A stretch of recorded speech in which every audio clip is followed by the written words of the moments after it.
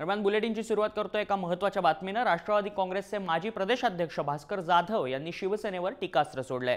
युती तुटली ही शिवसैनिकांसाठी चांगलीच बाब आहे असं वक्तव्य त्यांनी केलं।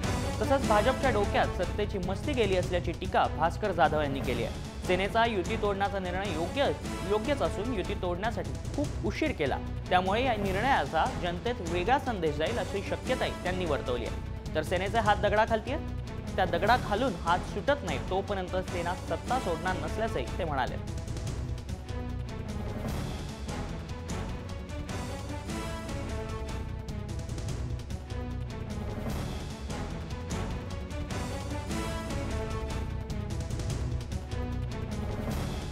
शिवसेना भाजपाची युती तुटली ही एका अर्थानं शिवसैनिकांकरता खूप चांगलं झालं। शिवसेनेने युती तोडणं हा घेतलेला निर्णय अतिशय योग्य आहे, परंतु हा निर्णय घ्यायला शिवसेनेला खूप उशीर झालाय।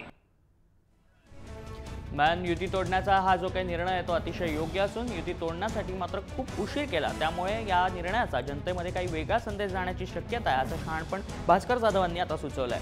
भास्कर जाधवांनी शिवसेनेला टोला हाणलेला आहे, युती तोडली ही उत्तम योग्यच गोष्ट आहे असं देखील भास्कर जाधव म्हणाले। परंतु शिवसेनेचे हात आता दगडाखाली आहेत, त्यामुळे दगडाखालून हात सुटत नाहीत तोपर्यंत सेना सत्ता सोडणार नसल्याचंही ते म्हणाले।